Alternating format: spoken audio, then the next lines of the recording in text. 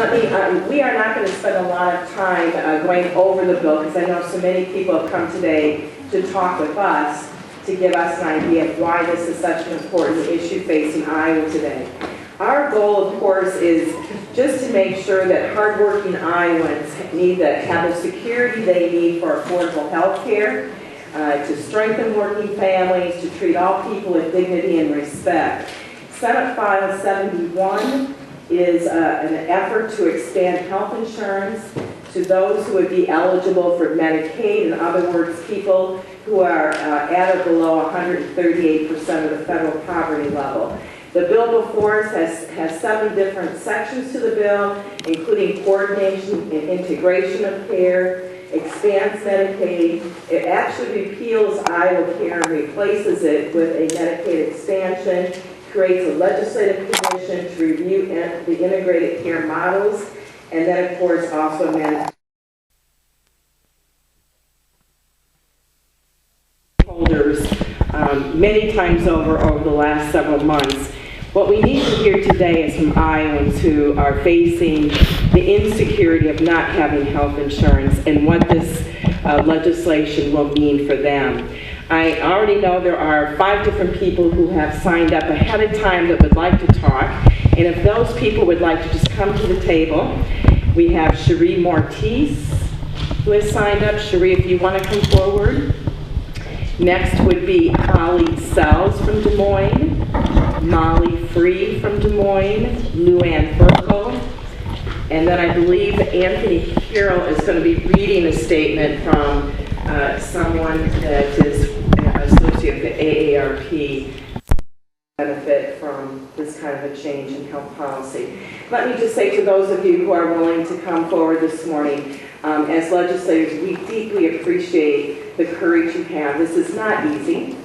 And the fact that you are without health insurance or that you have someone in your family that needs health insurance, we know this is a somewhat personal, intimate thing for many of you, and we sincerely appreciate your courage for coming forward this morning. First of all, I'd like to thank you for this opportunity. My name is Cherie Mortiz, and I'm a member of Citizens for Community Improvement. I've lived in Iowa my entire life and lived in Des Moines. And I've lived on the east side in my neighborhood I've owned the property since 1978. So I consider myself an east sider. One thing that I have discovered, I just retired from teaching 2 years ago, and I've been involved in some neighborhood initiatives. And I guess I was shocked at the number of people in my neighborhood who depend on Medicaid, and I also discovered an invisible group of people, and those are people with no health insurance. So as I went door to door canvassing, I was absolutely shocked, because first of all, I didn't even know them. These are people that, many of them tend to be more homebound, they're less mobile, and it's easy to forget that those people are out there. One of the things that I've always valued about being an East Sider is we stick together. We have a saying called "We Township Against the World," and we help each other. And so when our neighborhoods need something, we usually get out there and help quickly. And there have been avenues before to help them. But these people are really isolated. One thing I know that my neighborhood can't handle is people being more and more disenfranchised economically, because many of these people are teetering right now on economic ruin. And I can tell you, in my neighborhood, we haven't recovered from foreclosures. We had four foreclosed houses right on the block in front of me and behind me. We still have an empty home that's been abandoned and empty for over 2 years. We have one home that's now rental. The issue here really is that this kind of lack of economic security for my neighborhood really threatens our sustainability as a neighborhood. And so I guess that my Iowa upbringing has taught me that we are Iowanized, that we do help our neighborhoods, and that we usually have some viable ways to do that. And without an expansion of Medicaid coverage, I'm afraid that it's really going to impact my neighborhood. Thank you so much, Cherie. Before we continue, let me just introduce the senators who are at the table. We have Senator Nancy Boettger, who is on this subcommittee, Senator Jack Hatch. Of course, I think many of you in the room know, Jack has been a leader in advancing health insurance in Iowa for several years now and has done tremendous work in getting us to this point today. Also with us is Senator Joe Bochum, Senator Amanda Reagan, and I don't see any other senators in the room, but I want you to at least know who the other senators at the table are. Senators, are there any questions of Cherie?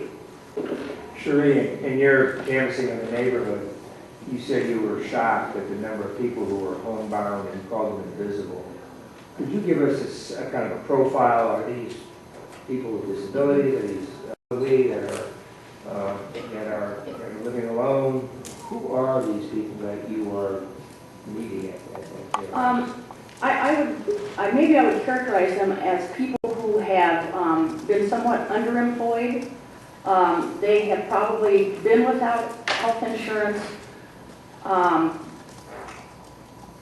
They tend to work in the service industry. I know one of my neighbors that lives 2 doors down, she's worked at Burger Kings and fast food kinds of places.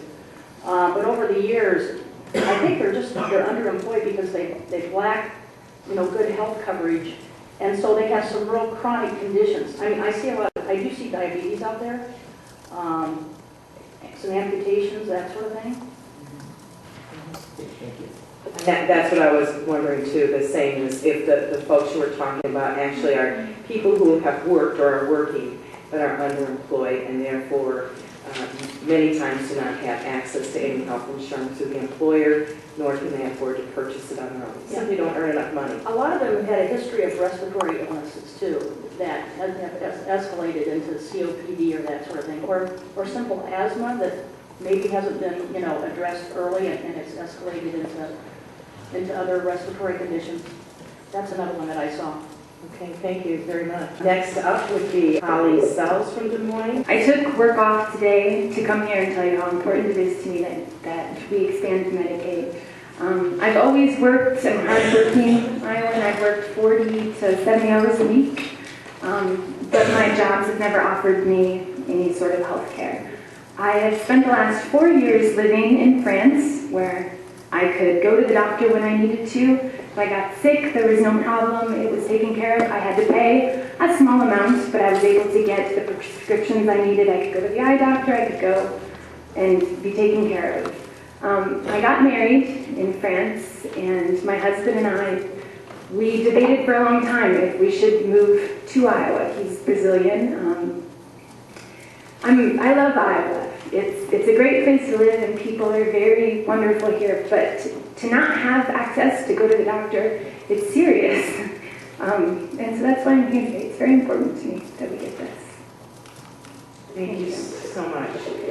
And you and your husband right now do not have any health insurance? No, we do not, no. And both of you are working? Both of us are working 40 to 60 hours a week, yes. Perfect. Thank you so much. Hi, my name's Molly. I'm self-employed. I pay taxes. I work hard, and I work hard to provide for my 2 children who I'm lucky to have Medicaid, and I think that's a great program. I love their doctor. I do not make, or I make just too much to qualify for Medicaid, and I have not seen a doctor in 7 years. I have not had insurance for that long. This winter, I got sick. I had bronchitis issues, and I knew I had to see someone. So I signed up for Iowa Care, and it took me about a week to find the time to wait in the walk-in clinic for the 3 to 4 hours to see someone that I would never see again, that really has no connection with me. And if I wanted to make an appointment, it would take 2.5 months to make an appointment to see someone possibly on a regular basis, but I may not actually have any connection with them either. The prescriptions that I was given was a separate program that I would need to sign up for financial program to be able to afford the prescriptions easily.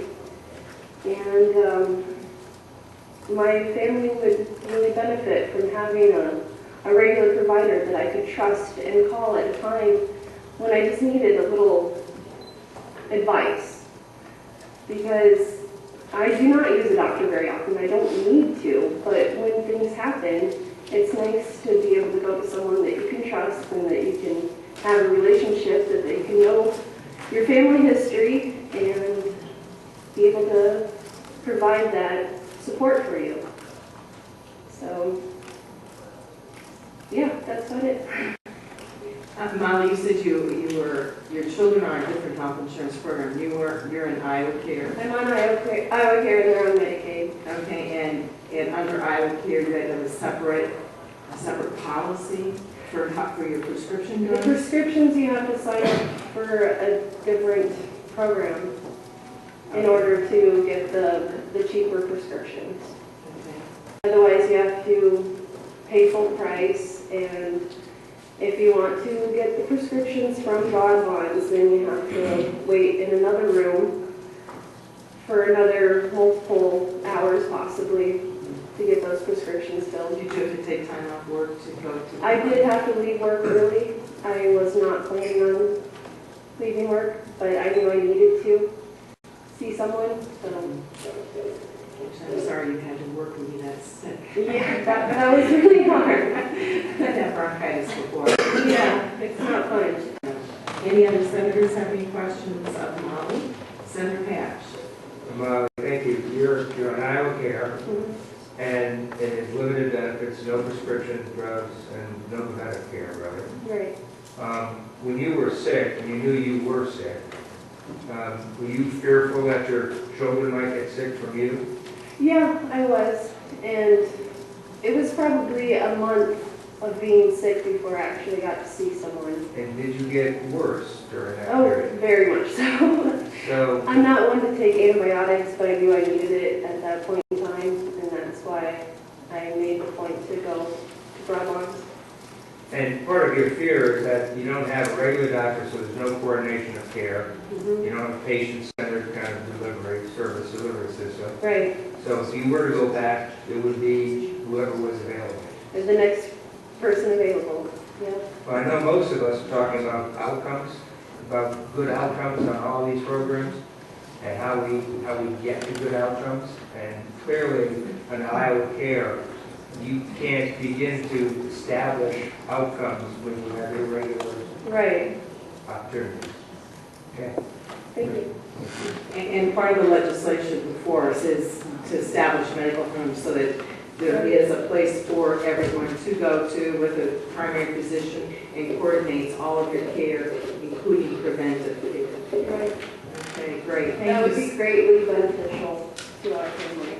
Thank you so much for being here this morning, Molly. And Senator Boettger would also has a question. Yeah, thank you for being here, appreciate it. So it occurs to me that, that preventive care that you might seek on an annual basis is really not available either in terms of just thinking about women's health care needs and kind of the checkups you would want to have on an annual basis. That's not part of Iowa Care. Well, I think if I called and made the 2.5 month out appointment, I could see someone for some of those things, but it would still not be just a regular provider that I would get to have a relationship with or have a history with, someone that could know my medical history or what I might need in the future. There just is no relationship like that. The other thing I'd say just about Iowa Care is, it is a program, and it's a program that does provide benefits to people, but you're lucky to live in Des Moines, because Broadband is here. For many people across the state, it's hours of driving to the local facilities where they've actually run out of money in the first couple months of the year as we've tried to decentralize Iowa Care. So as people talk about, are we going to expand Medicaid or keep this wonderful Iowa Care program going?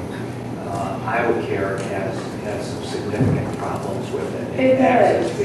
Access and then what you're covered for, so it's limping along. Well, and the people that depend on it, there's so many, that's why you walk in and you have such a wait time, surrounded by other people that may be just as sick or sicker, and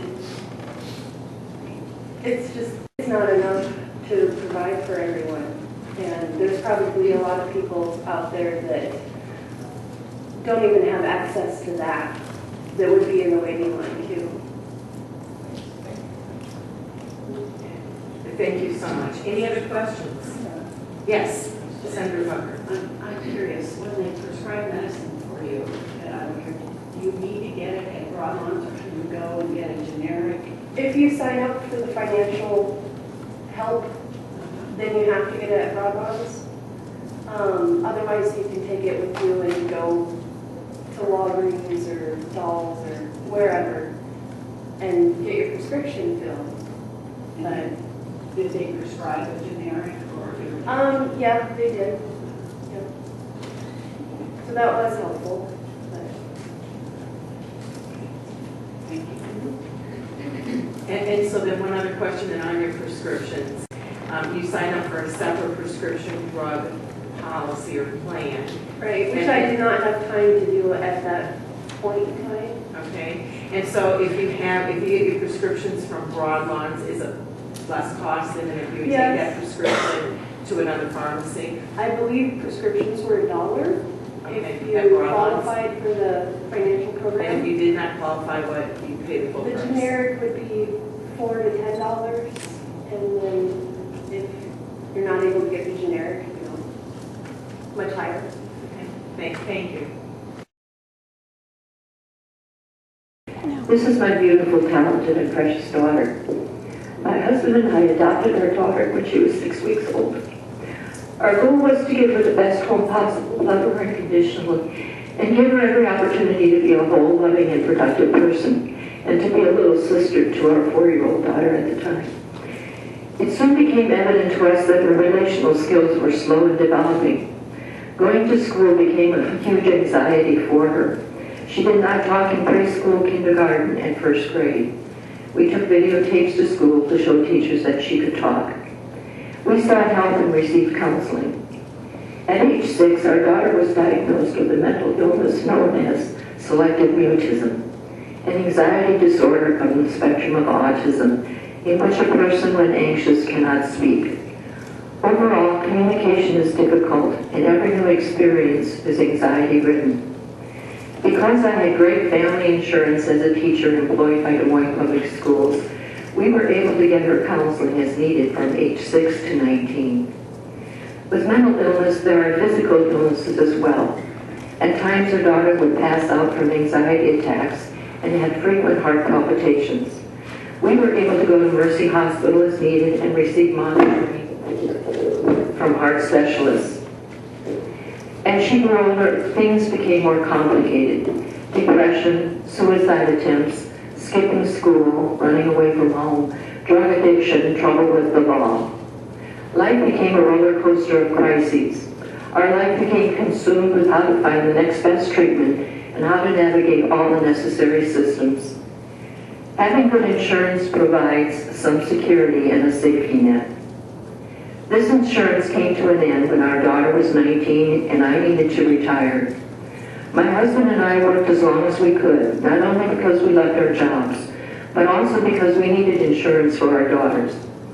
We retired 2.5 years ago, my husband at age 70 and myself at 67. We went on Medicare and Social Security. Therefore, insurance for our daughters stopped. The normal rule that they could be on parents' insurance until age 26 did not apply in our case. With help from social workers, psychiatrists, and counselors, we got our daughter on Medicaid. While on Medicaid and with provider approval, she was able to get residential treatment, go to the same doctor and hospital, get dental care, and receive counseling. Last year, when she turned 21, she could no longer be on Medicaid. Everything stopped, but her need for treatment continued. The only option for her was to enroll in Iowa Cares. Now she can only be served at Broadlands or Iowa City. She is not living at home and has no car or transportation. And Broadlands is the only option for mental health counseling, drug treatment, and hospitalization. But right now, Broadland's outpatient and inpatient treatment center is full. She can maybe get outpatient treatment if she can get to Broadlands on certain days of the week by 8:30 in the morning and wait for an opening in case someone doesn't show up for their appointment. Treatment is infrequent at best. Other services she needs must come from Broadland as well. That means a new doctor, new psychiatrist, new counselor, new hospital, and wait for an opening for recommended inpatient treatment. Mentally ill persons find change is difficult, much less try to comprehend a new system. Bottom line is, my daughter is overwhelmed, confused, and mute. Today is her birthday. She is 22 years old and lost in the system. Our daughter needs help. She needs the safety net of Medicaid. She needs the same continuous system she had before she turned 21. My daughter and thousands of Iowans need Medicaid. We need Medicaid, one, to preserve my daughter's dignity and the dignity of every person who is sick, homeless, mentally ill, or out of work. Two, to give people options for health care so they can go to counselors, doctors, or hospitals that are accessible to them and with whom they are familiar and have a history. Three, for continuous treatment, especially for the mentally ill, for whom therapy is a matter of building trust and support over time with the same therapist. Expanding Medicaid for Iowans is desperately needed. We know with our heart that it is the right thing to do, and we know with our head that it makes sense. To deny Medicaid for our loved ones and the most vulnerable citizens of Iowa is heartless, unjust, and immoral. Who among us does not have a heart enough to feel or eyes wide enough to see that there are people in our state who are hurting, who are ill, and who are falling through the cracks, my daughter being one of thousands? Iowa needs to save and expand Medicare. It is the right and just thing to do. Ruth, thank you so much for sharing that story with us. And hopefully we will be able to give your daughter a wonderful birthday present sometime this legislative session. Senators, questions? Senator Hatch. Just before all of you leave, you all talk about a problem with our healthcare system from completely different experiences. A woman and husband with no insurance, but seemingly healthy. A mother who has children on Hawkeye, Medicaid, and you on and off of insurance. Community organizer that goes door to door, meeting people all over her neighborhood, and how the economic insecurity of our times hurts people physically.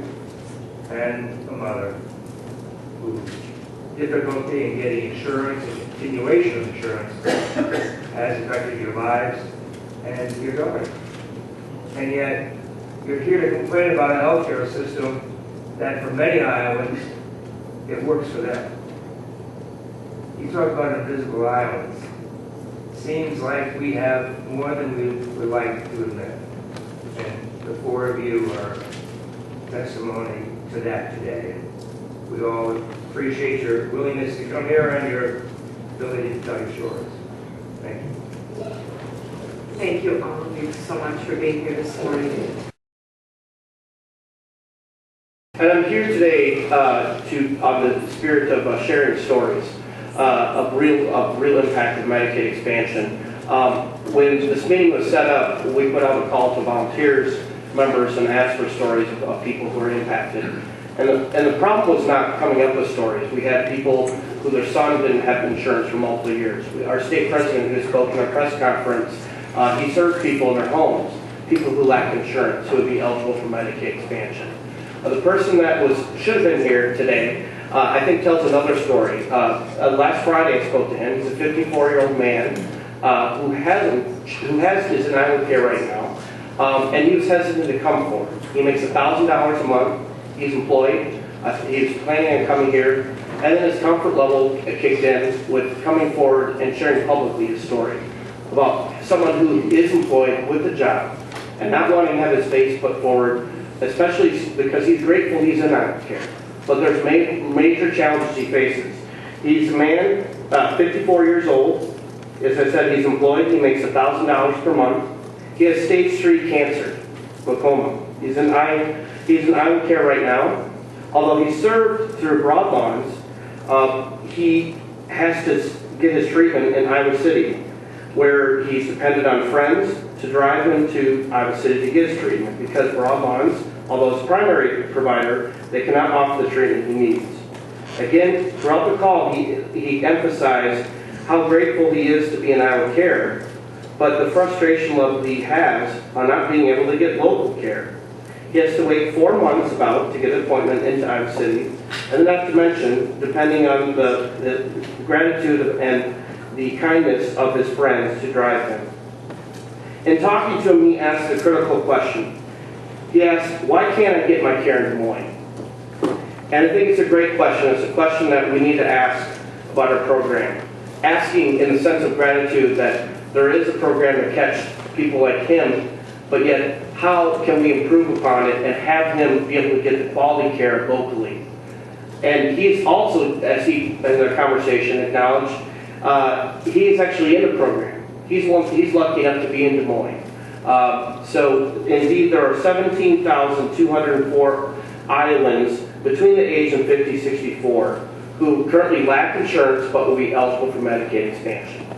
And I go back to this gentleman's story because he is the person that why we feel so strongly why Medicaid expansion is a historical opportunity to get right.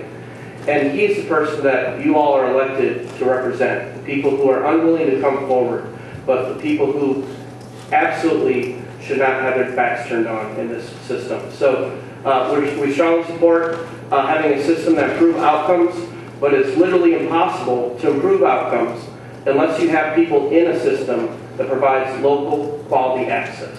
Thank you. Thank you, Anthony. Is there any questions? Senator Boettger. Thank you for the story. I'm curious why Broadlands does not have the care that he needs. It's just the type of treatment, the cancer he has. I don't know the details of why he doesn't.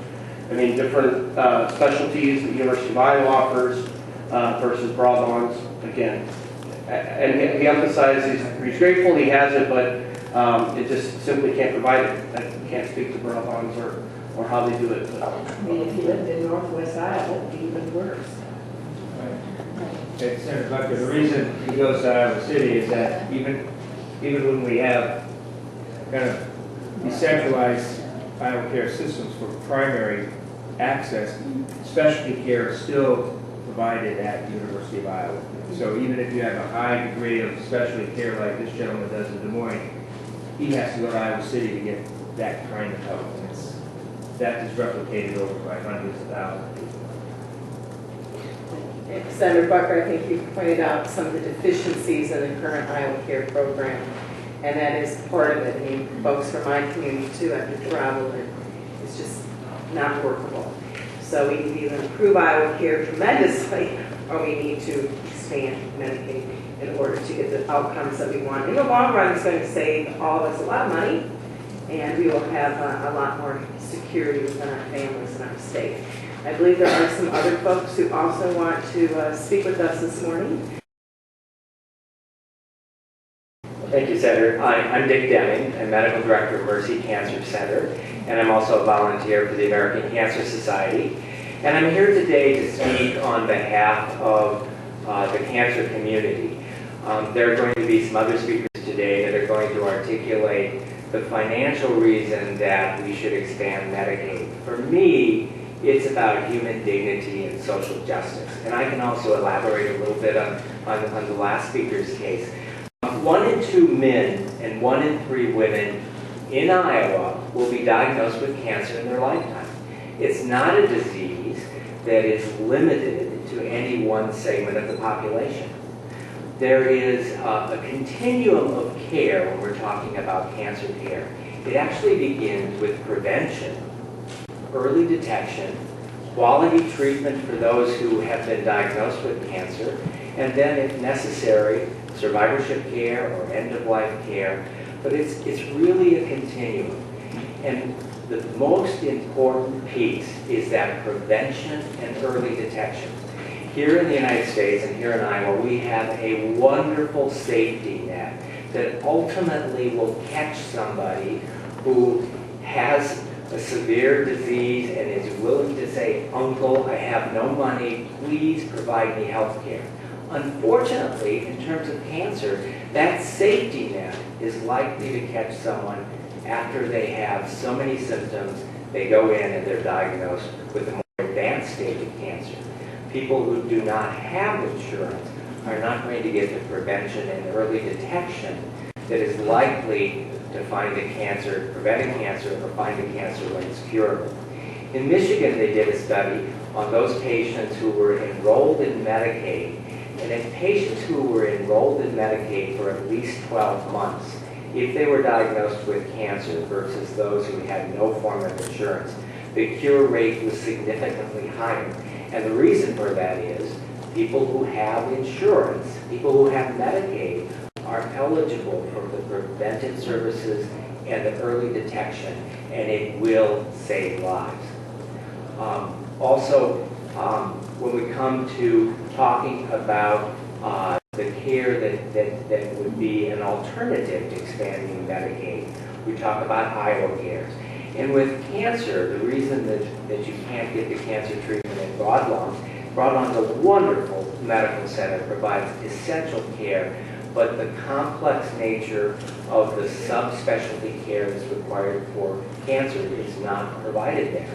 I have a patient who's 28 years old. He was diagnosed with a grade 3 astrocytoma up in Mason City, has Iowa Care. He was able to get surgery done emergently. He had to move to Iowa City. Fortunately, the American Cancer Society has a Hope Lodge where he had to live for 6 weeks in Iowa City so that he could get his radiation therapy and his chemotherapy. It was available in his own community, but the insurance product he had, Iowa Cares, did not allow that to happen. So I'd like to conclude by saying, through the cancer lens, preventing and detecting cancer early is absolutely vital to saving lives.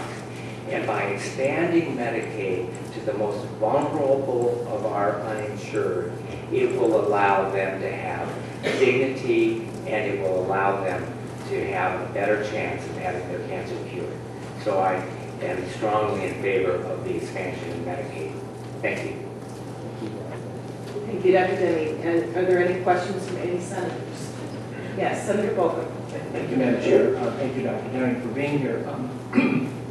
One of the questions I have, and it's come up in the conversation around whether we should expand Medicaid or not, is we have a lot of sick people. We've had the Medicaid program for a while. We still have sick people. And so there's this idea, apparently, that people that get services under the Medicaid program, they're not quality services. I just wondered if you offer opinion, if I have private insurance and the care I might get versus somebody you might see that's covered by Medicaid. Sure. Is the care the same care, or does it have different care? Great question. It's exactly the same. So when I see a patient who has cancer, it does not make a difference what their insurance is. They will get the same care. Reimbursement is considerably different, but that doesn't affect what we do as doctors and how we treat the patients. So the huge difference is people who have no insurance, who have no ability to get the prevention and early detection. Once they basically admit they are sick and have no way of paying for it, they will get the care. Unfortunately, more likely it's too late, and it's going to be done at a time when you have an advanced stage of cancer, when you don't have the ability to cure it. Thank you, Dr. Denny. I guess I'd like to focus on the mental health aspects or benefits. of Medicaid expansion. As has been mentioned already, Iowa Care doesn't offer mental health care, nor the prescriptions that go along with it. And in talking with hundreds of families through the classes that we offer, through phone calls from desperate people, it's very, very evident that it places people in just such an untenable position. The way our system works right now, if you have some level of insurance, you'll probably be able to get outpatient care if you can get an appointment. Or if you get really, really ill and become suicidal, then you can go into the hospital into the inpatient care. And that's if there's a bed available, not only locally but statewide. And there's not a lot in between. The only place, and if people get desperate enough from an economic standpoint or ill enough from their mental illness, they always come into contact with the criminal justice system, and they're always ready to take it. So basically, we do not have a mental health system outside, at least one that offers a continuum of care outside of the criminal justice system. So for us, Medicaid expansion really makes the difference between life and death, and between living a life outside in the community rather than a life inside of a prison wall or a jail cell. I don't know whether you knew this, but people with severe mental illness die on average 25 years sooner than everybody else, and that's because their other health problems are not being addressed. So hopefully with Medicaid expansion, more people can receive more care. As far as the attitude, I guess, toward Medicaid expansion, you know, when people say that they don't think that it's needed, I always, there's a phrase that always comes to my mind, and it's called the arrogance of good health. You know, people with good health can always say that somebody ought to pull themselves up by the bootstraps and figure out how to get a job or figure out how to get health insurance and go on down the road, and it's just not that simple. We've heard from families, we've heard from individuals who have had their hours cut at work because businesses either cannot afford or do not want to pay for health insurance. We have people that are desperate because they've been waiting for Social Security disability determinations. They wait a year to 2 years. Veterans wait at least that long to get a determination of disability there. You're talking once again about the working poor, and you're also talking about people with job instability. If you have a mental illness, it's not, and you're not getting treatment for it, it's very hard for you to be able to maintain a job. So typically someone that goes from job to job to job is, you know, there may be some need for that. There's also situations where kids are older than age 26. They can't be carried on their parents' health insurance anymore. And lots of times there's a problem in Medicaid expansion that could help with this, is that private insurance just won't pay either. I mean, I've got the gold standard for health insurance. It's the federal policy because I used to be a federal employee. But in an instance this last year, it certainly came down to how private insurance isn't doing their part in keeping health care costs down. My daughter became very, very ill and was in the hospital for 2.5 months. And I wrote a letter to my insurance company and I said, is there any way that you would pay for the PAC program, a certain community treatment?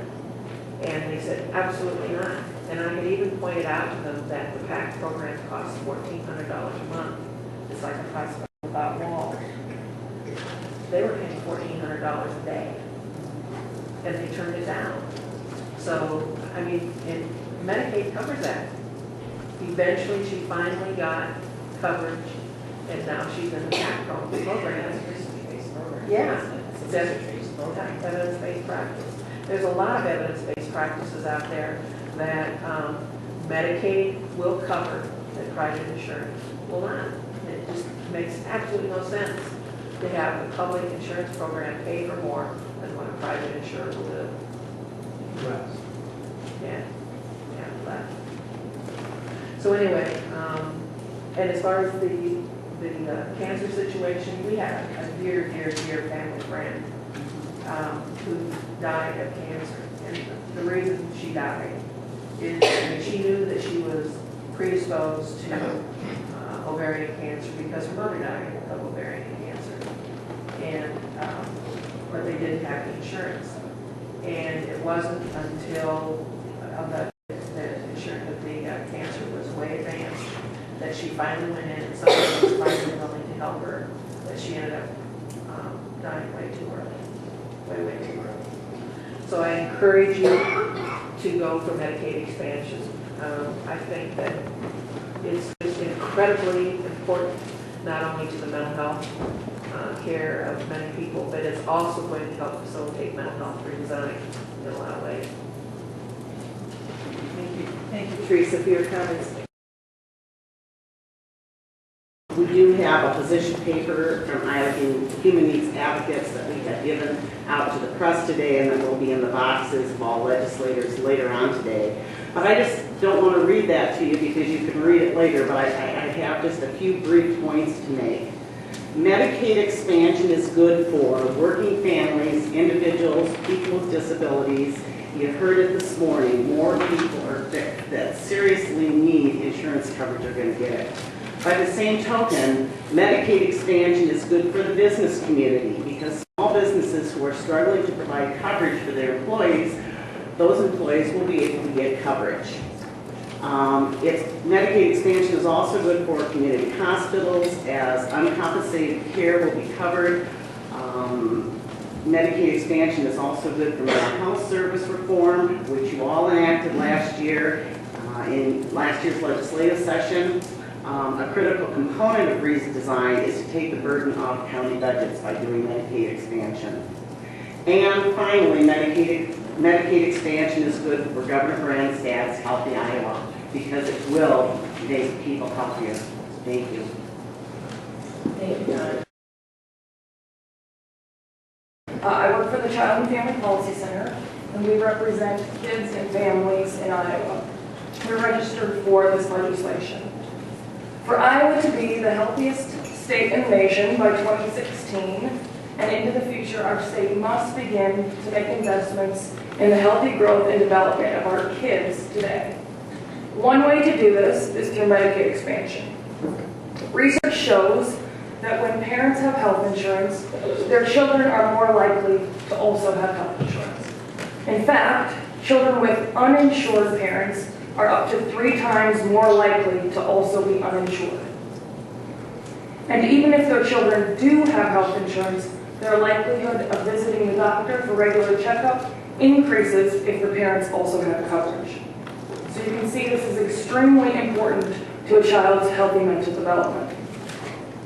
Medicaid expansion would also ensure that caregivers of children have health insurance. This is especially vital when we consider that maternal depression is a risk factor for the socio-emotional and cognitive development of children. In other words, maternal depression has severe consequences to the development of a child. These consequences range from bonding issues, language and vocabulary development problems, and safety concerns. Physicians can play a vital role in early detection and appropriate treatment and referral for maternal depression, but only if the mother has health coverage and access to health insurance. Kids in Iowa need legislators and other policymakers to step up and do the right thing and expand Medicaid so that hardworking, tax-paying Iowans have the health insurance they deserve. The healthy mental development of all of our kids and the well-being of families depends on this decision. Thank you again for your consideration in this important matter. And I work with people all across the entire state who have epilepsy. Epilepsy is a condition which does not discriminate. It can affect anybody at any time and anywhere at any point during their lives. And I work with a lot of people who are on Medicaid, who are also in Iowa Care, and who also have private insurance, and then also people who don't have any insurance at all. Some of our people with epilepsy across the state work part-time and are underemployed and have a hard time getting the medical care they need. Just last week, I had a person move from north central Iowa down to Des Moines, and he was having an increased frequency of seizures. He had no way to get to the doctor, so I just picked him up myself and took him to the epileptologist to get the care that he needed. He needed his settings on his vagus nerve stimulator increased in order to decrease those seizures because he just had it inserted a few months ago. The Medicaid expansion legislation is very important to our population of people with epilepsy, and we greatly appreciate your support. Good morning. I'm Wendy Sontag with the Leukemia and Lymphoma Society, the Iowa chapter. And I have some brief points, but basically I'd like to say that the Iowa chapter of the Leukemia and Lymphoma Society really concurs with all of the stories that have been shared today, and especially in the cancer arena. I talk with a lot of people. Again, cancer doesn't discriminate, and often the most heartbreaking stories that I hear are those young working adults, sometimes seasonal workers, young men with construction jobs, and they can be diagnosed with Hodgkin's lymphoma or non-Hodgkin's lymphoma is common in young adult population, and when they're not covered, that creates a lot of extra problems, and and that's a population that would really benefit from the Medicaid expansion. A couple of other points that we just wanted to kind of highlight. Again, with the expansion of Medicaid, that really supports and encourages people to seek cancer screening and treatment for cancer in a more treatable stage. Although I have to say that with lymphoma, that's not a preventable cancer. And so again, when we're looking at outcomes and looking at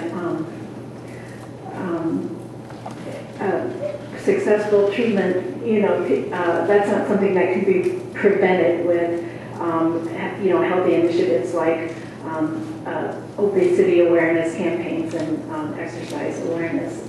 That doesn't really affect this type of cancer. Without expansion, it needs another 106,000 individuals who are going to have to pay out of pocket for their cancer, and therefore are likely to forgo those preventive care measures we talked about. And these are people that really want to be able to cover their care, are often working in individuals that are not going to be able to cover the cost of their care. That's uncompensated care in Iowa that amounts to as much as $13 million, so that's a huge impact on our economy. And, I think this in turn, Medicaid expansion, spending the Medicaid cycle throughout the state is in the form of wages and business activities would really affect the economy as well. Thank you very much. I'm on a program called MEPD, which is Medicaid for Employed Persons with Disabilities. The reason that Medicaid expansion is important to us is because at 65, that program stops. Now we're required to have Medicare, but the Medicaid added to it is what the hospitals and doctors look for in two forms of insurance. The other problem we have with that at 65 is that we pay a premium for Medicaid, but they cover our Part B and Part D premiums for us. So that's another $115 in income we lose when they take away our age, when they take away our coverage at age 65. And I have a friend that turned 65. He does a Medicaid. Medicaid pays for your pills, and Medicare doesn't. Part D pays for some of it. Medicaid pays for a lot of it, particularly the donor home. And so this is, with that expansion, we can continue. Well, our pills are very important, for mental illnesses particularly. any disabled person, their medication is important. And they can get that through Medicaid, and they can't get that through Part D, doesn't pay much of it. And other private insurances are kind of expensive with the Blue Cross Blue Shield supplements. But you're not making much money anyway. Usually if you're disabled, you have to work the whole 40 years. I've only worked about 20 years. And to buy a Medicare supplemental is almost out of reach. Thank you so much. Are there any questions from any of the senators? Senator Hatch.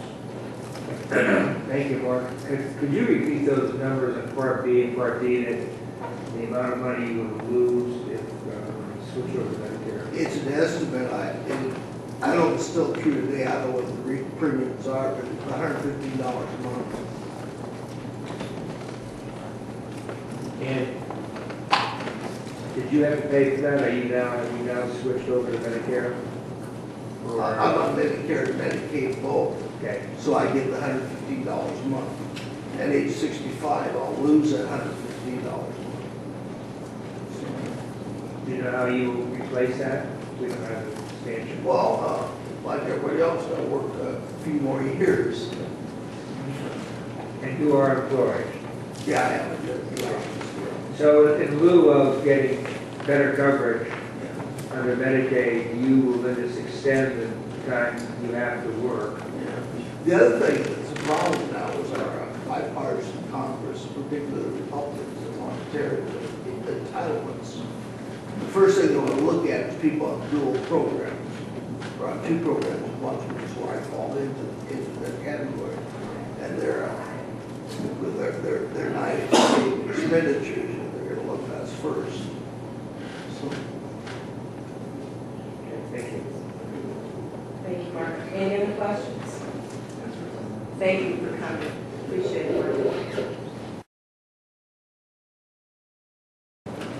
Good morning. My name is Janine Moody, and I'm the Executive Director of the Iowa Public Health Association. And I always like to say that public health is what we collectively do as a society to ensure the conditions in which we can all be healthy. And public health matters to every Iowan every day.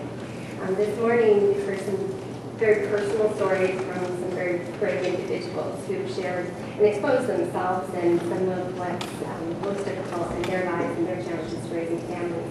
So at the risk of seeming impersonal, I'd like to zoom us back out to a population health level and realize that the stories that we've heard today exist in every community across Iowa.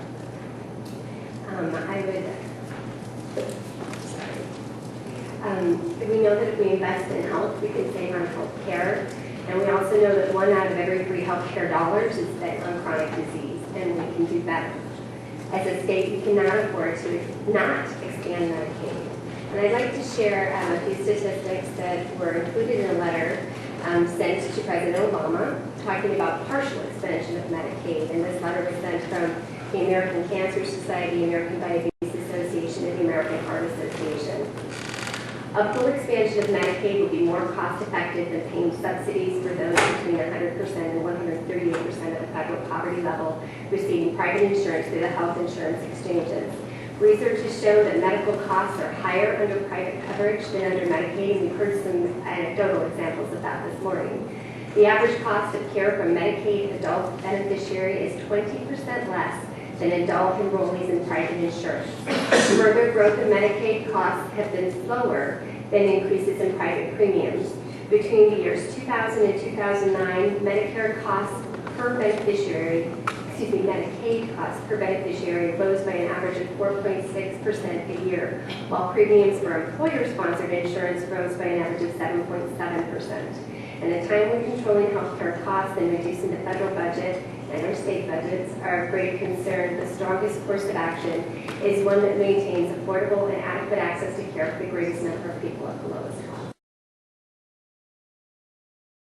I'm Pam Jochum, and I'm also here with Janine on behalf of the Public Health Association, but I'm also here on behalf of the Iowa Nurses Association. And the added dimension that we would like to bring to this hearing, and with respect to the testimony that we heard today public health nurses and nurses across Iowa have heard these stories in every county in Iowa. And we just wanted to make sure to insert that to the record. It's the Heart Month is this month of February. Each day we have more than 2,400 heart attacks and more than 2,100 strokes. And that's what this is about. By the end of the day, half of those people will pass away because of those diseases. So this is really critical to our organization. We want to make sure we can curb the number of deaths that we have. No one should be relegated to a poor health outcome and early death due to an economic status. Expansion of this program will ensure that thousands of Iowans will have a better opportunity to control and mitigate their risks for heart disease, stroke, and early death or disability. In 2010, we as a nation spent more than $73 million in stroke care alone. By expanding Medicare, greater access to the necessary preventative care visits and medications will help reduce these costs across our state. So I really thank you for considering Medicaid expansion. I'm Kenneth Briggs. I'm a pastor, family counselor. I'm on the Iowa Mental Health Planning Committee, and I'm a veteran, retired military chaplain. So I see people in a lot of different aspects. One of the major things that concerns me in this whole issue is sometimes we talk about people that have affordable health care. I see fewer of those around every day. I continually hear of folks where I live, where I work, my parishioners, every day that their employers have found a way to not provide health insurance. They either cut back on their hours or they just drop it. And I'm fearful of this. In relation to the veterans,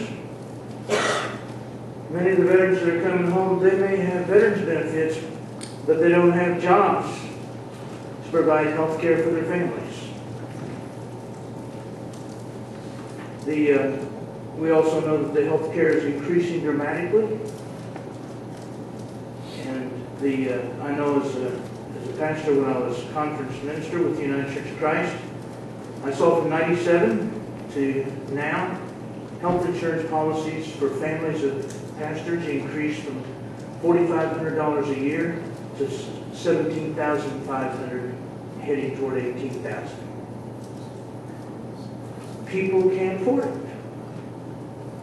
We've got to have the expansion someplace. In relation to mental health care, even the Veterans Hospital doesn't have enough mental health caregivers. Sometimes we complain about it, but even there at the VA, and as our veterans come home, we're having a hard time covering everybody. When I first started going to Veterans Hospital in 1997 here, a disabled Agent Orange veteran, they were dealing with about 375 patients a day. Now they're dealing with over 1,400 patients a day, and those figures are going to increase. We don't have the mental health workers to cover everybody. People have to wait and so forth. But also I've raised 2 adopted children with mental health problems that came out of fetal alcohol syndrome. I'll say this, because we couldn't get enough mental health care that was covered by our insurance, and one of our daughters was raised on Medicare, and I couldn't get enough coverage. I quite frankly saw our home turn into a mental health ward. The most times when our daughters would attempt suicide, we could maybe get them in a hospital within a few days or 3 days. That didn't fix anything. I've worked with families with the same situation. And I had one young lady that was 24 years old that for 6 months as a pastor, and I took all kinds of risks in my professional career and every other way.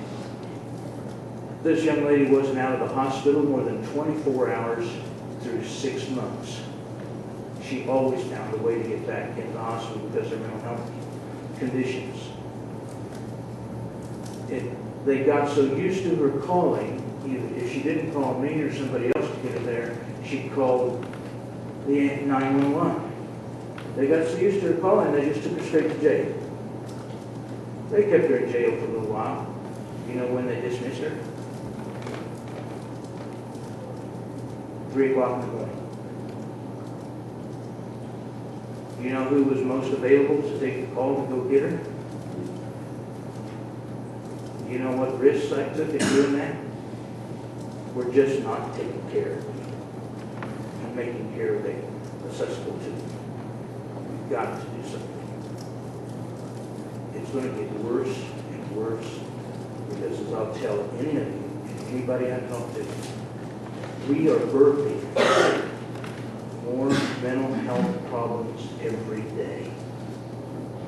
We haven't really come to the understanding that it's also a genetic problem. My name is Midge Slater, and I am a field staff organizer for the Iowa Alliance for Retired Americans.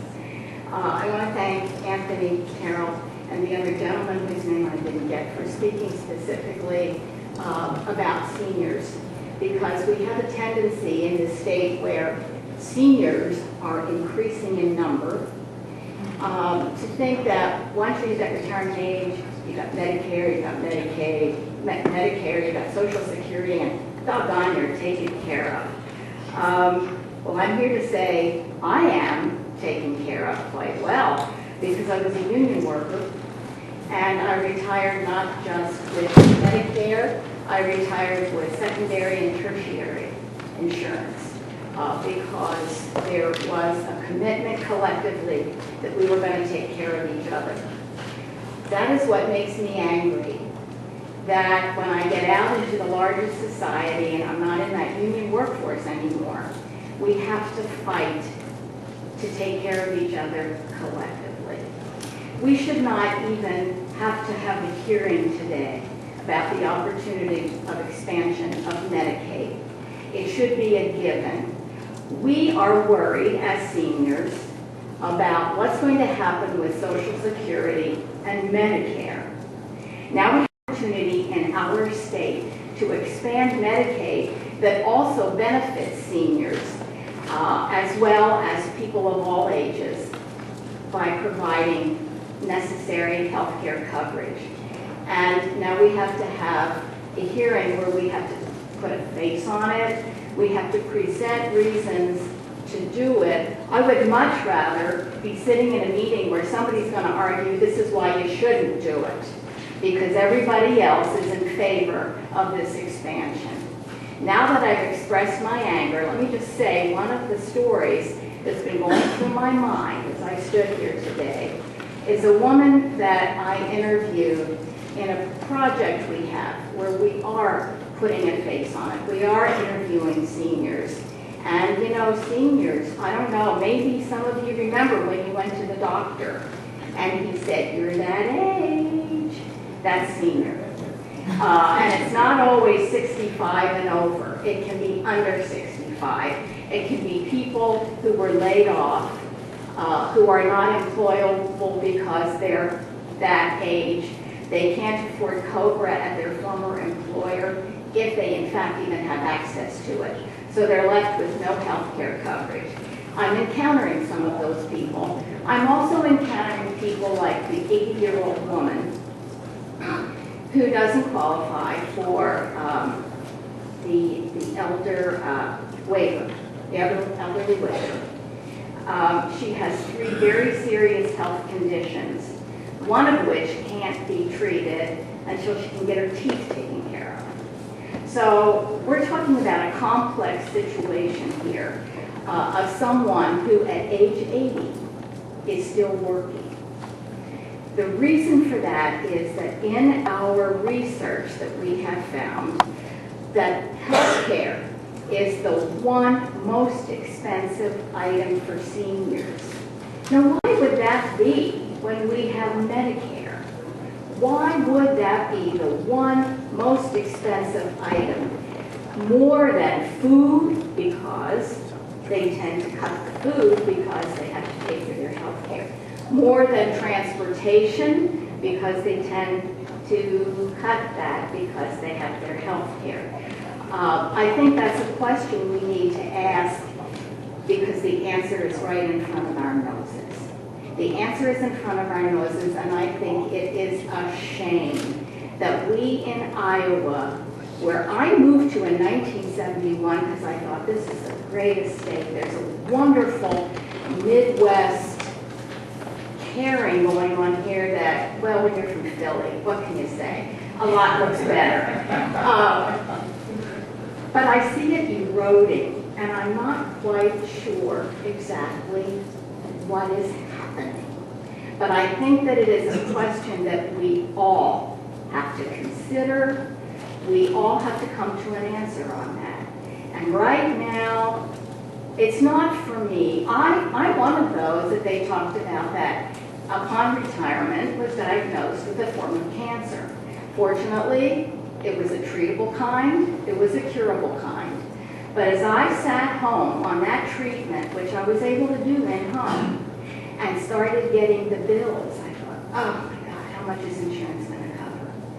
And then I realized that through all of that treatment so far, I've only paid $24 out of pocket. And I said to my husband, you know, one of the things I learned through this experience is that so much of having that mental understanding that I'm not going to have to scrounge for the money to pay for this has contributed to my ability to get over the fact that I have this awful disease, that I was able to be cured, that I had access to doctors who could be very assuring, that I had access to the best treatment, and I'm not a senior living in Milo, who I encountered. Now, when you're rural and you're senior, it gets even worse. And in our state, we cannot forget that we have a lot of rural Iowans out there who, number one, really don't know what they have access to. And number two, if they did find out about it, they would find out that they'd have to travel a long distance to even access the health care. So they languish. And they get so isolated that they don't even really have the energy to fight for themselves anymore. That's the face of Iowa I have begun to see in doing these interviews. And I am asking you to please do whatever is necessary to make sure that everyone in our state legislature understands that we cannot not do this. Other states are doing it. Why do we have to struggle to get access to something that everybody should have? Thank you.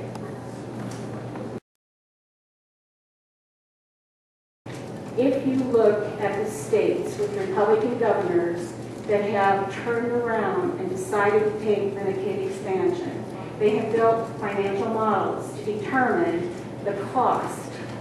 If you could get a hold of some of those models and use them to see what that impact would have in our state, I think that you would see that it is the smart thing to do.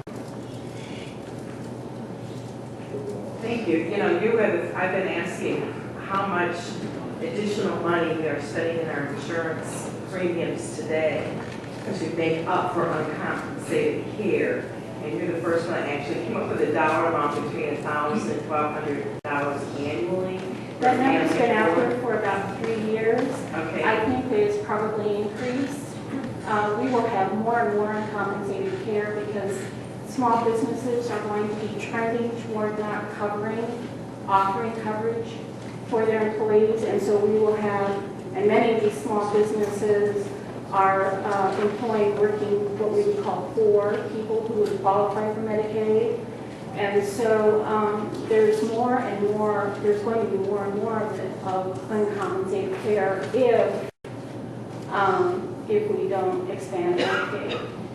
The other piece that I would suggest that you legislators think about is small businesses. What kind of legislation and products can you encourage in the marketplace to entice small businesses to participate in helping finance health care insurance for their employees?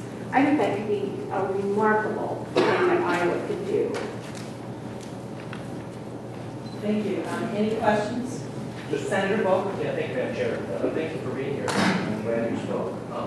Do you see the co-op that's being organized in terms of a competitor to the other insurance? Definitely. Do you see that as one of the solutions to for these small businesses, or are you Yes. do you have any other suggestions on products? Or the co-op is going to be focusing on individual insurance and on small business insurance.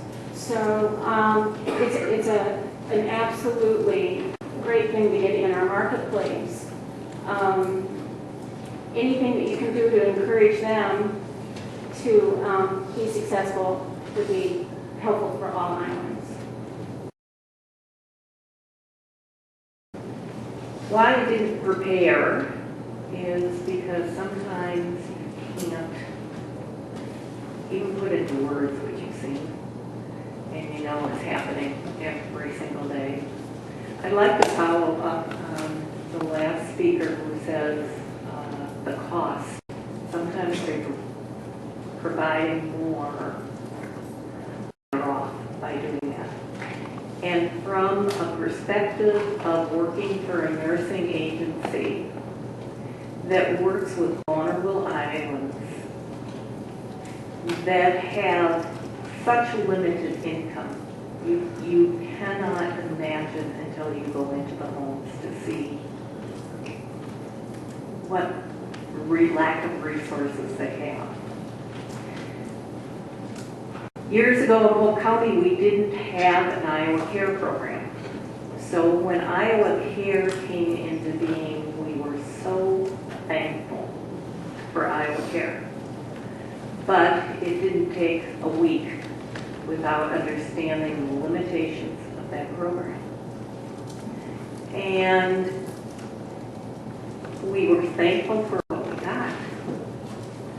But it was so limited, and it cost so much by being limited, which is something that Medicaid will not do. Let me give you an example. You with your insurance policies, myself with my insurance policy, I'm in a changing health paradigm. I go into the hospital and I have a serious surgery. I'm coming out of that hospital today with tubes, drains, whatever. People are shaking their head and saying, oh my golly, how can they release her like that? But I have follow-up coverage. I can get a nurse or whoever is needed to come in to help me heal.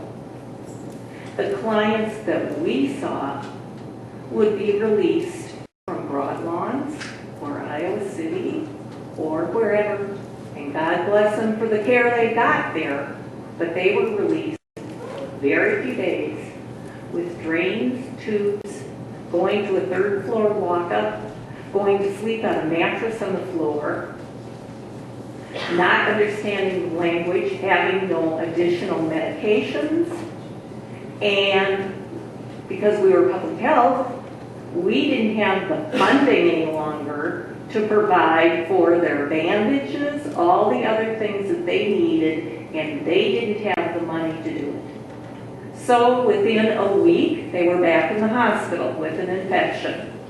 And then they got released again, and they came back, and it was just a boomerang effect. Now, you can try to plug up a program and enhance it and do anything you can to make it better, but when there are intrinsic flaws within the funding of it, and you're dealing with people that have no resources and have conditions that, because of socioeconomic conditions, are more prone to then again get reinfections and everything else. You have to have a program that covers what needs to be covered. And I don't see it happening unless it's a program like Medicaid Expansion. So I would ask you to consider that and know that there really will be a cost-saving factor, especially for really vulnerable populations. Thank you. Thank you. This is kind of a dangerous question. Is there anyone here who is actually opposed to Senate File 71? Good question. Okay, I don't see any hands going up or anyone willing to testify in opposition. Senators, any closing comments?